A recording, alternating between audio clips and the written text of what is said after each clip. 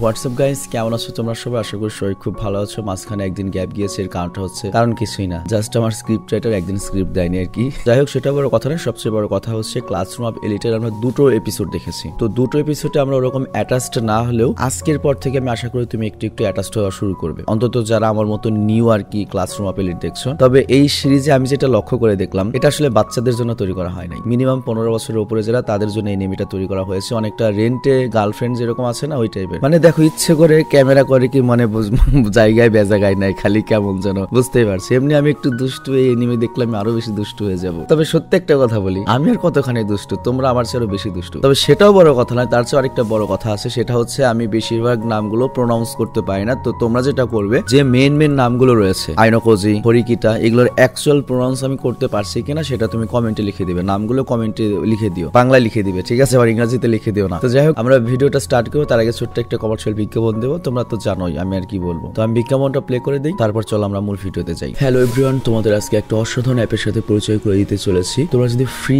টাকা 150 এই প্রোমো কোডটা ইউজ করো, তাহলে বিনামূল্যে 150 টাকা পেতে পারো। আর তাছাড়া আমরা যে সাইন আপ লিঙ্কটা দিয়েছি, সেখান থেকে অ্যাকাউন্ট খুলে পেয়ে যাবে বিনামূল্যে 150 টাকা। তো মোট পাচ্ছ হচ্ছে 300 টাকা, এবং 500 টাকা ডিপোজিট করে তুমি বিনামূল্যে 1500 টাকা পেতে পারো। আর তাছাড়া রয়েছে জন্মদিনের শুভেচ্ছা বোনাস 2000 টাকা, এবং লাইভ ক্রিকেট ম্যাচের প্রেডিক্ট করতে পারবে। আর এখানে ক্রিকেট এবং অনলাইন গেমগুলোতে তোমার লস হলেও 10% ক্যাশব্যাক বোনাস পাবে। আর তাছাড়া তোমাদের বন্ধুদের রেফার করে আয় করতে পারো 1200 টাকা পর্যন্ত, এবং অ্যাফিলিয়েট হয়েও সরাসরি 50% কমিশন উপার্জন করতে পারবে। আর তাই সকল বোনাস পেতে এখনই নিবন্ধন করো আর ইনকাম করো ঘরে বসেই। লিঙ্ক দেওয়া রয়েছে কমেন্ট বক্সে। আর সবাইকে ধন্যবাদ। চলো এবার মূল ভিডিওতে চলে যাই। তো বিজ্ঞাপন শেষে আমরা মূল ভিডিওতে আসলাম। তো আগের পর্বের লাস্টে কি দেখেছিলে তোমরা? তো আগের পর্বে তোমরা দেখেছিলে যে আমাদের ক্লাস ডি খুব বিপদে রয়েছে, ওদের পয়েন্ট সব শেষ। ওরা যদি এই অবস্থা থেকে উত্তরণ করতে চায়, মিড টার্ম পরীক্ষা ওদের ভালো করতে হবে। এবং মিড টার্ম পরীক্ষায় যেটা হয়েছে রেজাল্ট, মোটামুটি রেজাল্ট সবার ভালোই হয়েছে, কিন্তু একজন ফেল করেছে। কিন্তু ওদের রেজাল্ট ভালো হলো কেমন? ওরা তো কেউ পড়ে না। আর একজন কে ফেল করেছে সেটা আমাদের বলা হয়নি, বাট এই পর্বে আমরা ওটা দেখতে পাবো। আর কে ফেল করতে পারে এটা তুমি সবাই আমরা মোটামুটি আন্দাজ করতে পারছি। তো যাই হোক, এই পর্বে চলো দেখি কি হয়। তো তৃতীয় পর্বের শুরুতে আমরা দেখতে পাই সকল ছেলে মেয়েরা খুবই খুশি হয়েছে, কারণ সবাই খুব ভালো নাম্বার পেয়েছে। আর এই জন্য সবাই কুশিতাকে এসে ধন্যবাদ দেয়। মানে কুশিতা, বুঝতেই পারছো। আর কুশিতাকে একটু বাজে মানে একটু অন্যরকম ভাবে উপস্থাপন করা হয়েছে। তো যাই হোক, একজন এসে কুশিতাকে বলে, তোমাকে স্বর্গ থেকে পাঠানো হয়েছে আমাদের সাহায্য করার জন্য। তুমি না ঠিক পরীর মতো, ডানা কাটা পরীর মতো, পরিমণির মতো। এগুলো শুনে কুশিতা খুব লজ্জা পায়। কিন্তু কুশিতা কি এমন কাজ করেছে যে সবাই ওকে এত কংগ্রাচুলেশন করছে বা এত ধন্যবাদ দিচ্ছে? তার মানে কুশিতা ওদের সবাইকে কি টিউশন করিয়েছে? যাই হোক, এটা পরে জানতে পারবো। তো যাই হোক, অন্যদিকে আমরা দেখি হরিকিতা আয়নকোজিকে জিজ্ঞেস করে, তুমি এটা কিভাবে করলে, কিভাবে? তো অ্যাকচুয়ালি কি করেছে আয়নকোজি? হরিকিতা এত কি জিজ্ঞেস করছে? তো যাই হোক, তখন আমাদের 3 দিন আগের ফ্ল্যাশব্যাকে নিয়ে যাওয়া হয়। মানে মিড টার্ম পরীক্ষা যে শুরু হবে তার 3 দিন আগের কাহিনী আমরা দেখতে পাই, যেখানে আয়নকোজি সুডোকে খুঁজছিল। মানে ওই যে বদমাসটা যেটা বাস্কেটবল খেলতে চায়, ওর সাথে কার তুলনা দিব, ডুলকের 12 ধরো। তো ওকে সবাই খুঁজছিল একসাথে পড়ার জন্য, কিন্তু দেখতে পাই সুডো ক্লাস সির পোলা ওনার সাথে গ্যাঞ্জাম করছে। ক্লাস সির একটা পোলার নাম হচ্ছে এখানে রুয়েন, এবং রুয়েনের সাথে আরো দুটো বন্ধু ছিল ওদের। মানে ও একাই মনে করো সেই পাটে যাচ্ছে। তো ওখানে মূলত মুখের লড়াই চলছিল, হাতে চলে তো সুডো মারি খেত। তো ওই সময় এখানে একটা মেয়ে আসে, তো আবার মনে হয় ক্লাস বি সেকশনের আর কি, এবং সে এসে রুয়েনকে, মানে ক্লাস সির যে ছেলেটা রয়েছে মাতব্বর টাইপের, ওকে বলে মারামারি বন্ধ করার জন্য, আর হুদায়কে জ্বালাচ্ছ কেন? কিন্তু রুয়েন তখন বলে, আমরা জ্বালাচ্ছি না, ওই এসে উল্টো ঝামেলা করছে আমাদের সাথে। কিন্তু তখন হোনামি তখন বলে, আমি কিন্তু স্কুলের সিকিউরিটি ডাক দেবো। তো এই জন্য এই কথা শুনে রুয়েন করে কি তার বন্ধুদের নিয়ে চলে যায়। কিন্তু শিডো তখনও লড়াই করতে মনে করো যে খুব উদ্গ্রীব, নিজেকে একটা ছাল মনে করে, ওর 12র মতো। আয়নকে যে এসে তখন সুডোকে থামার নাম সুডো হবে আর কি। তো এরপর হোনামি ওদেরকে ভালো মতো থাকার কথা বলে সেখান থেকে চলে যায়। তো যাই হোক, তারপর সুডো তার ব্যাগ গুছিয়ে নিয়ে যেতে থাকে। আর আয়নকোজি তখন ওকে পড়ার জন্য বলে, কিন্তু সুডো বলে, ওসব পড়ালেখা আমাকে দিয়ে হবে না, আমি বাস্কেটবল প্লেয়ার হতে চাই। তো এই কথা বলে বাস্কেটবল কোর্টে চলে যায়। আর এই কথা আয়নকোজি বুঝে যায় যে শালা পড়ালেখা করবে না, ওর ভিতর পড়ালেখা বলে কিছু নেই, ওর যতই বলে লাভ নেই। তো তখন পুরো ক্লাসের মান সম্মান বাঁচাতে, পয়েন্ট বাড়াতে অন্য একটা প্ল্যান করে। তো পরের দিন আমরা দেখতে পাই আয়নকোজি যায় হচ্ছে কুশিতার কাছে, এবং তাকে বলে চলো আমরা লাঞ্চ করতে যাই। কুশিতা তো খুব খুশি। এরপর যখন ওরা লাঞ্চ করতে যায়, তখন এখানে আয়নকোজি ওদের যে সিনিয়র রয়েছে, মানে 2 বছরের সিনিয়র যারা রয়েছে, তাদেরকে স্টক করতে থাকে এবং চেক করতে থাকে যে কোন সিনিয়র স্টুডেন্টটা সবচেয়ে কম দামি বা ফ্রি খাবার খাচ্ছে। আর এখানে উল্লেখ্য সিনিয়র না, খালি সিনিয়র, এবং সেও অবশ্যই ক্লাস ডি স্টুডেন্ট, মানে খারাপ ছাত্র। তো যাই হোক, ওরা ওরকম একটা ছেলেকে স্টক করে, এবং তারপর যখন ছেলেটা গিয়ে একটা টেবিলে বসে, ওরাও করে কি সেই টেবিলে গিয়ে বসে, এবং সেই টেবিলে গিয়ে বসে তার সাথে খাতির করার চেষ্টা করে। এবং প্রথমে বলে, আচ্ছা তুমি কি ক্লাস ডি স্টুডেন্ট? যার উত্তরে সে বলে হ্যাঁ। আর আয়নকোজি তখন বলে, তুমি এত কম দামে ফ্রি খাবার খাচ্ছ, এগুলোর স্বাদ অবশ্যই খুব একটা ভালোর কথা নয়। তখন ছেলেটা উত্তরে বলে, তুমি কি চাও আমার কাছ থেকে, ঠিক করে বলো। তো আয়নকোজি তখন বলে, ঠিক আছে মেন কথাটাই আসি। আচ্ছা তোমরা তো 2 বছর আগে আমাদের ক্লাসে পড়তে, তোমার কাছে কাছে কি 2 বছর আগে ক্লাস ডির মিড টার্মের প্রশ্ন রয়েছে? তুমি যদি সেগুলো আমাকে দাও তাহলে আমি তোমাকে কিছু পয়েন্টস দেবো। এটা শুনে প্রথমে সিনিয়র রাজি হয় না, কিন্তু তারপরে পয়েন্টস এর কথা শুনে ছেলেটা রাজি হয়ে যায় এবং বলে যে কত পয়েন্টস। আয়নাকজি তখন ওকে 10,000 পয়েন্টস দিতে চায়, কিন্তু সিনিয়র বলে না, 30,000 পয়েন্টস এর কমে এটা হবে না। আর বুঝতেই পারছো পয়েন্টস মানে হচ্ছে টাকা। তো ওই সময় আমাদের কুশিতা করে কি তার সামনে গিয়ে নিজের জিনিসপত্র দেখে, মানে বুঝতেই পারছো,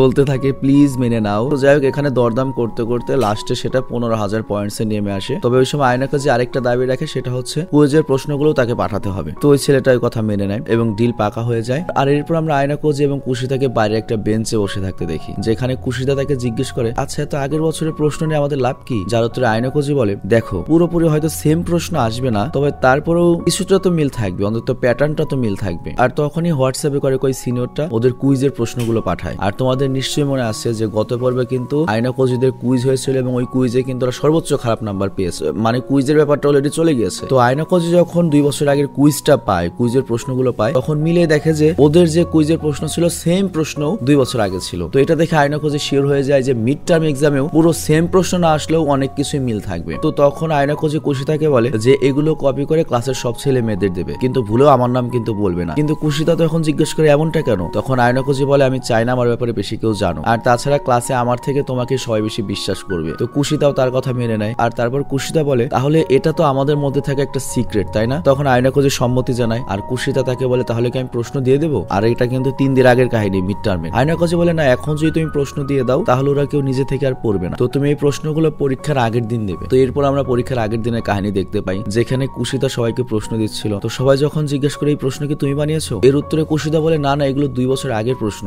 আমাকে একজন সিনিয়র দিয়েছে এবং সে বলেছে সব প্রশ্ন প্রায় একই রকম হয়, পুরোপুরি না মিললেও বেশিরভাগই মিলবে। তো এই কথা শুনে তো সবাই খুশি হয়ে যায়। আর এরপর আমরা বর্তমানে ঘটনা দেখতে পাই, মানে রেজাল্ট প্রকাশ পেয়েছে, যেখানে ম্যাম সবাইকে বলছিল সত্যি কথা বলতে গেলে আমি তোমাদের কাছ থেকে এটা আশাই করিনি যে তোমরা এত বেশি নাম্বার পাবে, তবে তারপরেও তোমাদের মধ্যে থেকে একজন ফেল করেছে, আর সে হচ্ছে দা গর্ধব সুডো। তো এই কথা শুনে সুডো খুব চমকে যায় এবং ও জিজ্ঞেস করে এটা কিভাবে হতে পারে। তো ম্যাম তখন বলে দেখো, তোমাকে পাস করতে হলে মিনিমাম 40 পেতে হবে, কিন্তু তুমি 39 পেয়েছো, আর এর জন্য 1 নম্বরের জন্য তুমি ফেল করেছো, আর তাই তোমাকে স্কুল থেকে বের করে দেওয়া হবে। তো আর কথা বেশি না বাড়িয়ে ক্লাস শেষে তুমি আমার কাছে এসো, ওখান থেকে নোটিশ নিয়ে তুমি স্কুল ছেড়ে চলে যেও। তো কুশিতা তখন ম্যামকে জিজ্ঞাসা করে ম্যাডাম সুডোকে পাস করানোর কি কোনো রাস্তা নেই? ম্যাডাম তখন ডাইরেক্ট না করে দেয়, বলে রুলই হয়, এবং ক্লাসরুম থেকে বেরিয়ে যায়। তো কুশিতা তারপর বলে সুডো এভাবে আমাদের স্কুল থেকে বেরিয়ে যেতে পারে না, আমাদের সবাই মিলে কিছু একটা করতে হবে। আর তখনই আয়নাকজি বলে আমি একটু বাইরে থেকে আসছি। তো যাই হোক, এরপর আয়নাকজি উঠে বাইরের দিকে যেতে থাকে আর কুশিতা তাকে জিজ্ঞাসা করে কোথায় যাচ্ছ? আয়নাকজি বলে কোথাও না, জাস্ট বাইরে যাচ্ছি। কিন্তু অ্যাকচুয়ালি আমরা দেখতে পাই সেই ম্যাডামের সাথে কথা বলতে গিয়েছে। তো ম্যাডাম মূলত মাঠে গিয়ে সিগারেট খাচ্ছিল। চিন্তা করো কেমন ম্যাডাম। তো যাই হোক, ম্যাডাম কম অন্যটাই বেশি লাগছে আর কি, না বললাম আমি। তো ম্যাডাম যখন সিগারেট খাচ্ছিল তখন পেছনে সে আয়নাকজি দাঁড়ায়। তো ম্যাডাম জিজ্ঞেস করে তুমি কি চাও, তুমিও কি বিড়ি খাবে? এটা আমি বানিয়ে বললাম। তো আয়নাকজি তখন বলে ম্যাডাম আপনার কি মনে হয় যে সোসাইটিতে সবাই সবকিছু একই রকম হয়, সবকিছু কি ইকুয়াল? ম্যাডাম তখন বলে তুমি এরকম একটা প্রশ্ন করবে এই বয়সে, আমি তোমার কাছ থেকে এটা আশা করিনি। তো ম্যাডাম উত্তর দেয় হ্যাঁ, আমরা যে সোসাইটিতে থাকি এটা একদমই সমান নয়। আর আয়নাকজি তার কথা সম্মতি জানায় এবং বলে হ্যাঁ ঠিকই বলেছেন, আসলে আমরা সবাই সমান নয়, একরকম নয়। তো এগুলো শুনে ম্যাম বলে তুমি কি কাজের জন্য এসেছো ডাইরেক্ট সেই কথা আমাকে বলো। তো আয়নাকজি তখন তার ফোনে গিয়ে দেয় এবং বলে আপনি সুডোর 1 নাম্বার বাড়িয়ে দিন, এর বদলে আমি আপনাকে পয়েন্টস দিতে রাজি রয়েছি। মানে ডাইরেক্ট ঘুষ অফার করছে ম্যাডামকে, বুঝতেই তো পারছো পয়েন্টস মানে টাকা। ম্যাডাম তখন হাসতে থাকে এবং বলে তুমি তো খুব ইন্টারেস্টিং, তোমার কাছে কি মনে হয় তোমার কাছে পরীক্ষার পয়েন্ট বেচবো? রুল এত সহজ? তো আয়নাকজি তখন বলে আপনি তো বলেছিলেন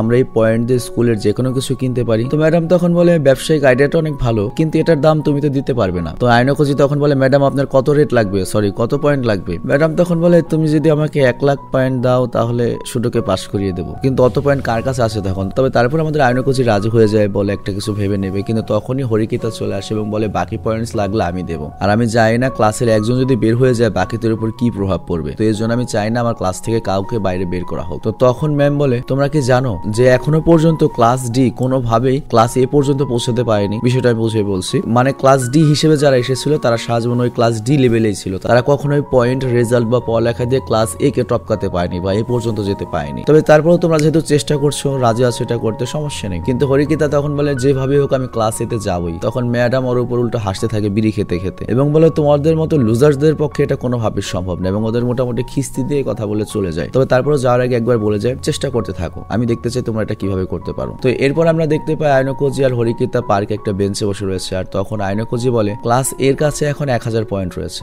আর আমাদের কাছে আছে মাত্র 87 পয়েন্ট। তো ক্লাস এর লেভেলে যে আমাদের কাছে স্বপ্নের মতো। তো এরপর হরিকিতা বলে আমি যেভাবে হোক ক্লাস এতে যাবই। আর ওর কথা শুনে আয়নাকুজি বলে চেষ্টা তো করতে হবে, কিন্তু সুডোকে পাশ করানোর জন্য ধন্যবাদ। হরিকেতা তখন বলে ওকে আমি পাশ করেছি শুধুমাত্র আমার স্বার্থের জন্য, এখানে আমাকে ধন্যবাদ জানানোর কিছু নেই। আর এরপর আমরা দেখি আয়নাকুজি আর ওই বাকি 3 ফেল টোমার্কা ছাত্র আর কুশিতা পার্টি করছে তাই আয়নাকুজির রুমে। আর তখন সুডো আয়নাকুজিকে বলে আমরা এখানে পার্টি করছি, তাও তোমার মুখ এরকম বেজির মতো করে রেখেছে কেন? তখন আয়নাকুজি বলছে পার্টি তো তোমরা করছো তাতে কোনো সমস্যা নেই, কিন্তু আমার ঘরটাই বেছে নিলে, আমার ঘরেই কেন? তো এই কথার কি আর উত্তর দেয় না। তো ওই সময় আরেকটা যে ছেলে রয়েছে ওর নাম হচ্ছে ইয়ামাছি, ও বলে কুশিতা যদি আমাদের প্রশ্নগুলো না দিত আমরা কেউ এত নাম্বার পেতাম না, পাশ করতেই পারতাম না, আমরা তো ফেলই করতাম। আর তখন কুশিতা আয়নাকুজিকে জিজ্ঞাসা করে তুমি সুটোকে পাশ করলে কিভাবে? আয়নাকুজি তখন এর পুরো ক্রেডিট হরিকেতাকে দিয়ে দেয় এবং বলে হরিকেতা স্কুল কর্তৃপক্ষের সাথে কথা বলে সুটোকে পাশ করেছে। হরিকেতা তাদেরকে বলেছিল যে একটা সাবজেক্টে ফেল করার জন্য আপনারা স্কুল থেকে কোনো স্টুডেন্টকে বের করতে পারেন না। তো সুটো এই কথা শুনে অনেক খুশি হয়, ও আশাও করেনি যে ওর জন্য হরিকেতা এতখানি করবে। তো ওই সময় ইয়ামাচি বলে হরিকেতাকে আমরা কত ভুল ভেবেছিলাম, অথচ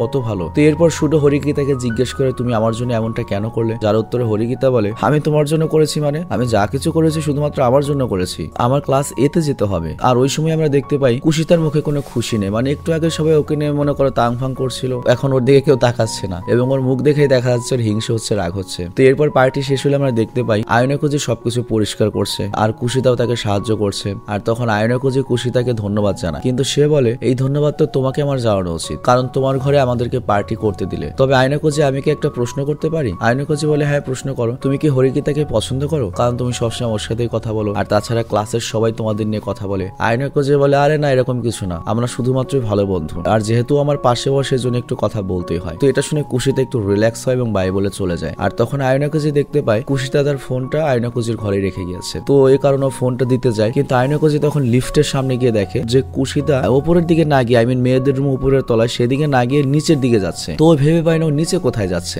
আর তখন ও নিচে গিয়ে দেখতে পায় যে কুশিতা একা একা লেকের দিকে যাচ্ছে। তো কুশিতা কি করবে এটা ভেবে আয়নাকুজি ওর পেছন পেছন যায়। তো কুশিতা যখন লেকের পাশে পৌঁছায় তখন আয়নাকুজি তার কিছুটা পেছনে গাছের নিচে লুকিয়ে থাকে। তবে আয়নাকুজি নিজেও ভাবে আচ্ছা আমার এখানে তো ইন্টারেস্ট কেন, আমি এখানে কেন লুকিয়ে রয়েছি আমি কারণই বুঝতে পারছি না। তবে তারপর দেখি কি হয়। আর তখনই আমরা দেখতে পারি কুশিতা ইচ্ছা মতো চেঁচামেচি করছে এবং বলছে হরিকেতা তুমি কি মনে করো তুমি একটু সুন্দরী বলে সবাইকে তুমি বশ করে নেবে? এটা আমি একদম হতে দেব না। আর তখনই যে আয়নাকুজির হাতে ফোন ছিল কুশিতার, সেটার মধ্যে একটা নোটিফিকেশন আসে আর এটার শব্দ কুশিতা শুনতে পায় এবং বলে কি ওখানে কি আমাকে ফলো করছে, বাইরে আসো এক্ষুনি। আর তখন আয়নাকুজি বাইরে আসে এবং বলে তুমি তোমার ফোনটা আমার ঘরে রেখে এসেছিলে, তাই এটা আমি তোমাকে দিতে এসেছিলাম। তো তখন কুশিতা করে কি ফোনটা হাত থেকে ছিনিয়ে নেয় আর বলে আমি যা বলেছি তুমি কি শুনেছো? যার উত্তরে আয়নাকুজি বলে আমি যদি বলে আমি কিছু শুনিনি তুমি কি বিশ্বাস করবে? আর এরপর কুশিতা করে কি আয়নাকুজির মুখের সামনে গিয়ে বলে তুমি যা শুনেছো এটা তোমার মধ্যেই রেখো, এটা যদি অন্য কেউ শুনতে পায় তাহলে কিন্তু তোমার অবস্থা খুব খারাপ করে দেবো। আর এই জায়গায় আমরা কুশিতার পুরো অন্য রূপ দেখতে পাই, পুরো ডেভিল লুক, চোখ মুখ সব বদলে গিয়েছে। নর্মালি কুশিতা যে মনে করে একটা হেন্তাই টাইপ গার্ল, এখানে সেইটা না, মনে করো পুরো ডেভিল গার্ল। তো আয়নাকুজি তখন বলে কি হবে আমার সাথে বলো তো? তো এই জায়গায় কুশিতা এমন একটা কথা বলে যেটার জন্য আমি রেডি ছিলাম না। কুশিতা বলে আমি সবাইকে বলবো তুমি আমাকে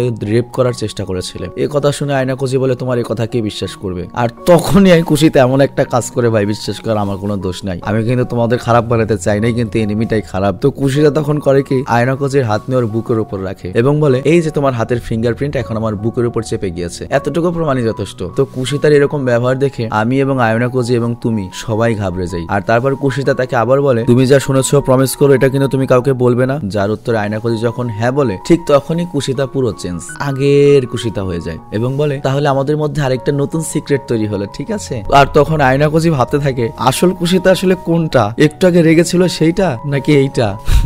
খুবই ইন্টারেস্টিং একটা এপিসোড ছিল এটা। তো যাই হোক আমি বিদায় নিচ্ছি, ভালো থেকো সুস্থ থেকো। আর টুকটাক নামের প্রোনাউন্স যদি ভুল হয় সেটা অবশ্যই ক্ষমা করো, বুঝতেই পারছো জাপানিজ নেম এই ধরনের নামের সাথে তো আমরা পরিচিত নই, তো মাঝে মাঝে ভুল হতে পারে। তবে তারপরেও তোমরা আমাকে হেল্প করো না, নিচে নাম লিখে দিও, আমি চেষ্টা করবো যদি কোনো ভুল হয় সেটা ঠিক করার জন্য। তো যাই হোক আমি বিদায় নিচ্ছি এবং আমি বিশ্বাস করি আজকের পর থেকে তোমরা মোটামুটি ক্লাসরুম অফ এলিটে ঢুকে গিয়েছো, কি বলো? তো যাই হোক আমি বিদায় নিচ্ছি, টেক কেয়ার, আল্লাহ হাফেজ। আর আমার একটা খুব শখ কে ড্রামার, মানে কে ড্রামায় কিন্তু আমি 1 বছর কাজ করেছি, কিন্তু এখন আমি কে ড্রামা অনেক মিস করি। আমি খালি এখন অ্যানিমেশন নিয়ে পড়ে রয়েছে, অথচ অ্যানিমেশনের ভিউই নাই। আমি কিন্তু সেম কষ্ট করছি, যে কষ্ট আমার র্যান্ডমের একটা ভিডিও বানাতে হয় সেম কষ্ট আমার অ্যানিমেশনের জন্য হয়, অনলি জাপানিজে হয়। অথচ কে ড্রামা আমার কাছে বেশি লাভজনক ছিল। আমার উচিত ছিল একটা অ্যানিমেশন চ্যানেল বেশি না করে একটা কে ড্রামার চ্যানেল বেশি করা, মানে আমার উচিত ছিল অনলি জাপানিজে না এসে কোন একটা কে ড্রামার চ্যানেলে যাওয়া। কিন্তু আমি বেশি মনে করো যে এনিমির মধ্যে ঢুকে গিয়েছি, অতিরিক্ত এনিমির ফ্যান হয়ে গিয়েছি। আমার যদি সত্যি আজ থেকে 4-5 বছর আগের মতো ওইরকম স্টামিনা থাকতো আমি কে ড্রামার আরেকটা চ্যানেল চালাতাম, কিন্তু আমার অতখানি স্টামিনাই নেই। আমি যে কয়টা চ্যানেল আছে সেই কয়টাই চালাতে পারি না, কয়দিন চালাতে পারবো তাই যায় না। তবে হ্যাঁ আগের চেয়ে আমি অনেক বেশি সুস্থ আছি এবং ইনশাল্লাহ আমি সুস্থ থাকবো এবং তোমাদের এন্টারটেইন করে যাবো। আমি বিদায় নিচ্ছি, টেক কেয়ার, বাই।